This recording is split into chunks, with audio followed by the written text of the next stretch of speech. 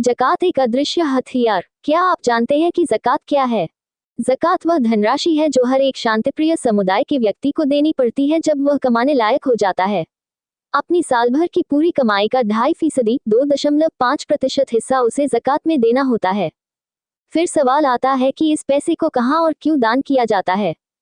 ये पैसा गैर मुस्लिम को छोड़ सिर्फ मुसलमानों की सहायता के लिए जमा किया जाता है।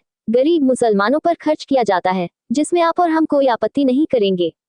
अब आता है दूसरा माध्यम जहां ये पैसा खर्च किया जाता है, जिनका आपके जीवन पर भी प्रभाव पड़ता है।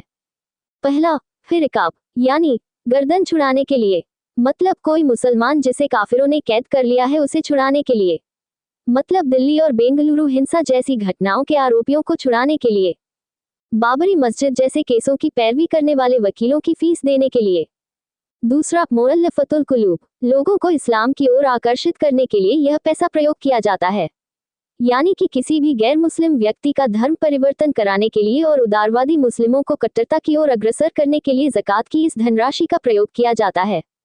यानी यह पैसा जाता है निजामुद्दीन मरकज के जैसी जगहों पर जो कि जमातियों के माध्यम से पैसा उदारवादी मुसलमानों, जो कि अन्य धर्मों की पूजा पद्धति का भी अनुसरण करते हैं, उन्हें कट्टर बनाने और दूसरे धर्म के लोगों का धर्मांतरण कराने के लिए।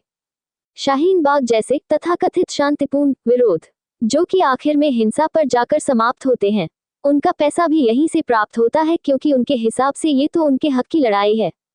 तीसरा, फी सबीलिल्लाह, यानी कि अल्लाह की राह में जिहाद करने वाले लोगों को ज़कात की यह राशि जाती है। अब जिहाद क्या है और कौन करता है, ये सभी को पता है।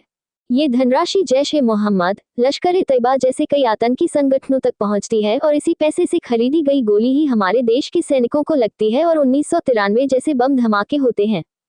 हमारा लक्ष्य किसी धर्म विशेष के प्रति नफरत फैलाना नहीं है। हम तो यह आप सबको स्पष्ट कर रहे हैं कि आपका पैसा कहाँ जा रहा है और उसका किस काम में उपयोग हो रहा है, क्योंकि आप भी तो इनसे आर्थिक व्यवहार करते होंगे और आप संख्या में 85% हैं, तो इनके पास 85% पैसा तो आपके पास से ही जा रहा है ना? आप भी तो इनके सामानों के उपभोक्ता हैं, तो एक उपभोक्ता के नाते आपको ये जानने का पूरा अधिकार है कि आपका पैसा कहाँ जा रहा है, क्योंकि इनके 100 रुपए में से 85 रुपए तो आपकी जेब से आया है।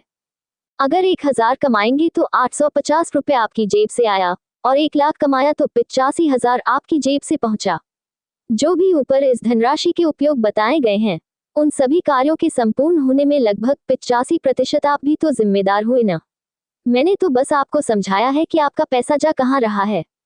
तारांकन, आगे आप स्वयं समझदार हैं। तारांकन,